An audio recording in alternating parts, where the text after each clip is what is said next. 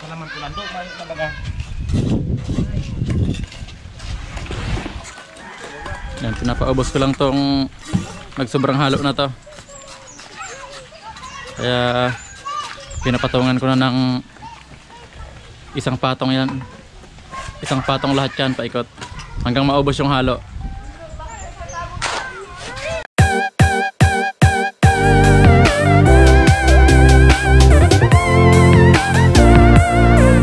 Yan, ito naman yung sa terrace yan. Nabuhusan na rin yung mga kanto niyan.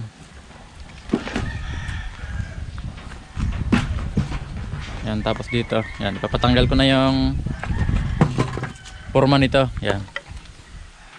Buhos yan dito sa mga kanto para matibay.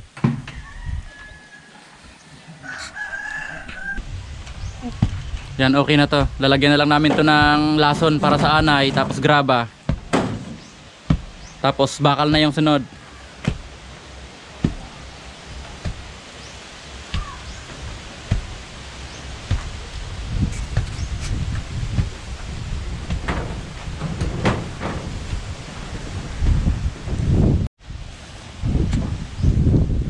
Ano Mar, parang pinison din ano?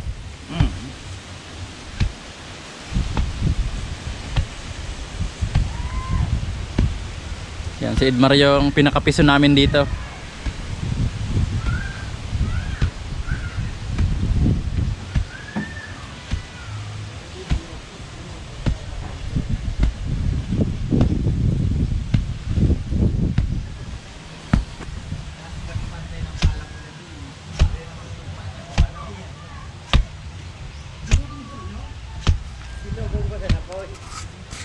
Dapat Mar, umaga ka maggaganyan, parang nag-gym ka rin yan. Oo ah. Magapon, Jim.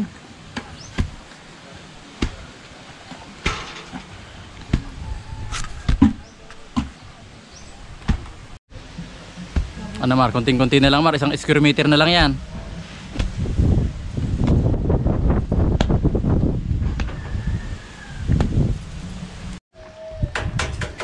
Yan, okay na yan mga kabayan. Yan, okay na to. Yan, babakalan na namin. Ito yung panglagay namin na bakal. 9mm lang to. Yan, pinapabind ko lang yung dulo para yung dulo ng bakal nakakapit dito sa horizontal bar.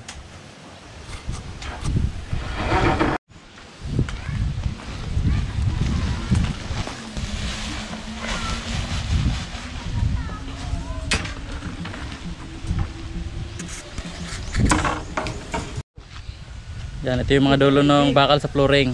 Ayan, kasabit dito sa horizontal bar. Ayan, yung dito sa dulo, kinaltas ko lang muna dito sa forma kasi mayroon pa yun ditong flooring. Yan, isusunod namin. Uunahin lang muna namin to. Kaya makikita nyo nakatagos lahat yun dyan. Yung paglalagay pala mga kabayan ng bakal, kung saan yung maiksing span, doon yung una. Yan, kaya ito 3.5 ito. Ito yung nasa ilalim, yung bakal na yan. Tapos yung papunta doon, 5 meters yan. Kaya ito yung nasa ibabaw. Nakapatong siya dito sa maiksing span. Yan, ito yung nakailalim. Ito yung nakapatong.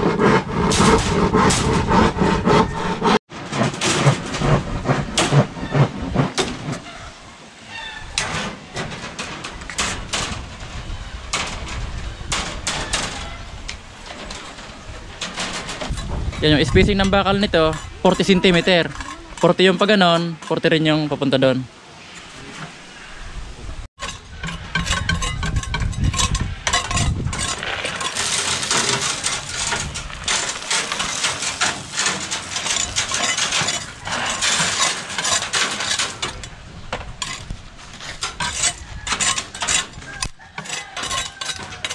Yan, kailangan mga kabayan wala itong mga lupa-lupa na to sa ibabaw ng hollow blocks para dumikit yung hollow ng flooring.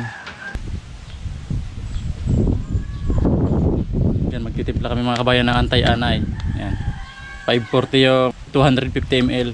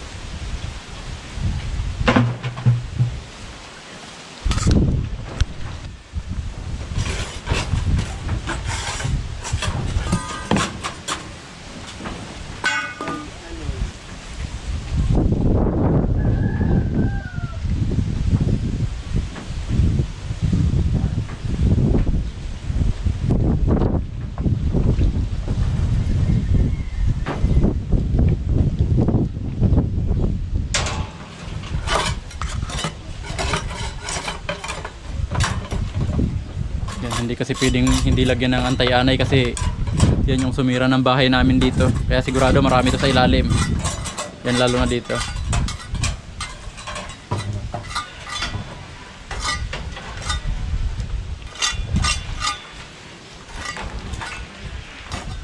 Yung magsusobra po, doon mo na ilagay sa baba na.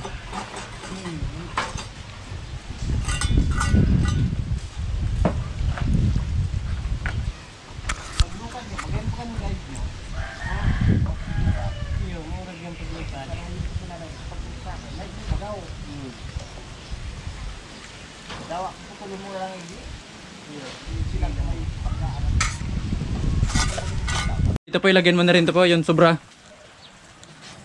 Tapos lagyan ulit natin sa ibabaw para siguradong hindi na makakalabas yung anay dyan na nasa ilalim.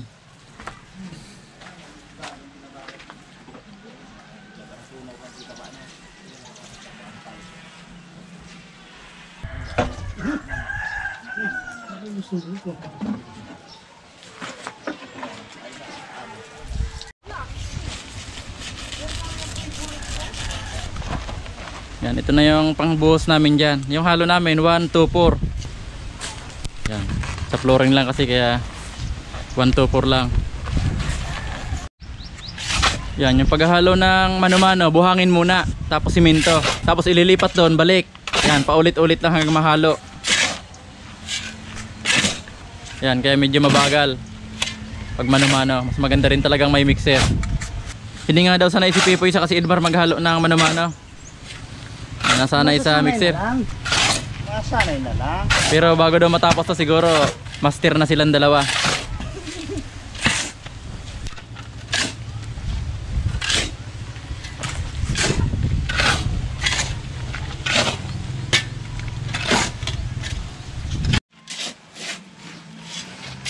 Yan, tapos bubutasan sa gitna, tapos graba na. Ilalagay na yung graba.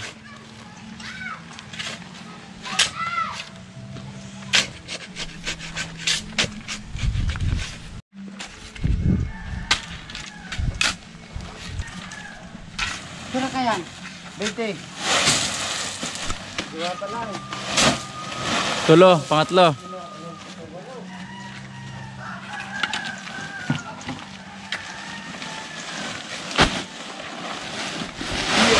Yan, yung sunod dyan, tubig. Lalagyan na ng tubig yan.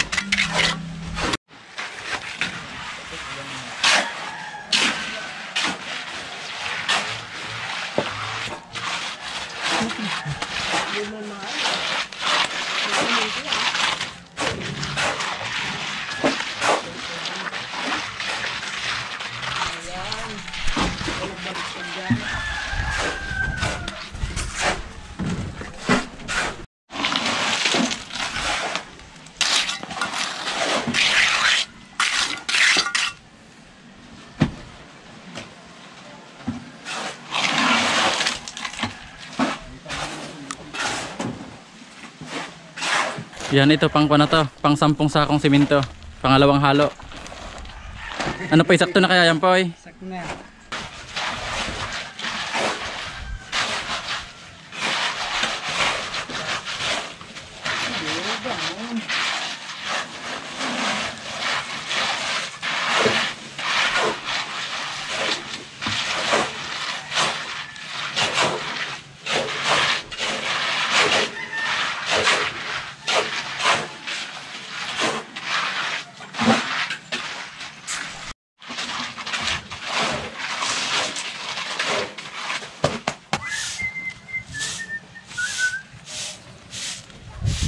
Yan, may nagsubra ng kaunti mga kabayan yung 10 sakong simento. Yan, kaya magpapalagay na ako ng hollow block paikot. Yan, pinapaubos ko lang tong nagsobrang halo na to. Kaya pinapatungan ko na ng isang patong lahat yan paikot hanggang maubos yung halo. The next morning. Yan, ito na yung itutuloy namin ngayong araw na to mga kabayan. Yan, kwanto. 5 hollow blocks. Yan. Yan, tapos itong halo namin, kwanto? 1.5. Isang simento, 5 buhangin.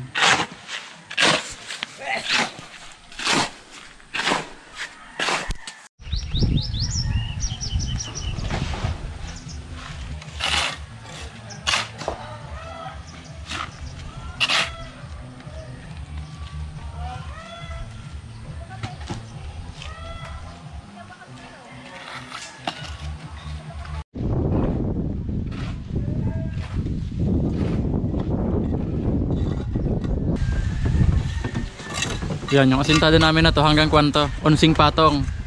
Tapos yung horizontal namin, kada ikatlong hollow blocks. Yan, nakaka-6 na patong na kami.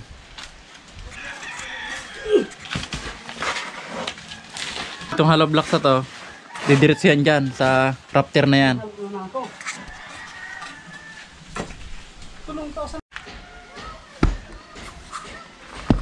Dito naman sa may terrace, patag ko na rin kinuno yung kuan, yung lupa para mabuhusan na rin namin to. Yan, medyo marami-rami pang lupang kailangan.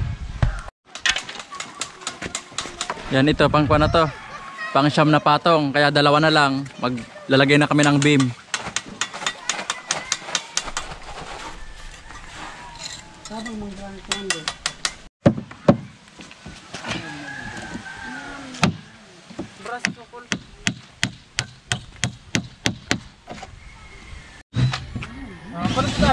Yung pinapurmahan na to ni Jiking, isang posting to.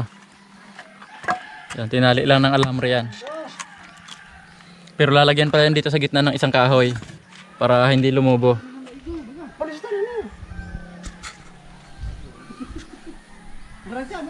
Yan, ito na yung ibubuhos namin sa poste. Yan, 1, 2, 3 yan, yung halo niyan.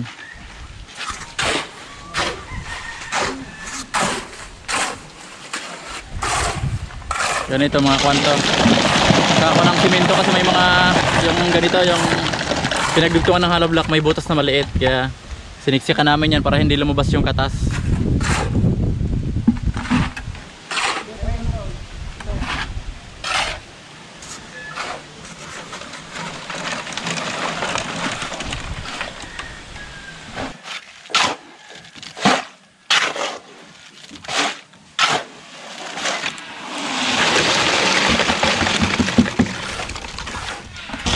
Kailangan mga kabayo sinusundot para maiwasan yung magkaroon ng ampaw.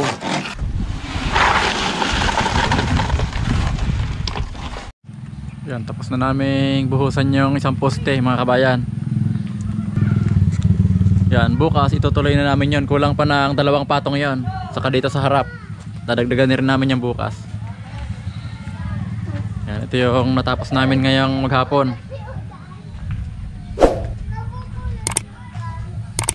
Hanggang dito po muna mga kabayan. Maraming salamat po sa panonood.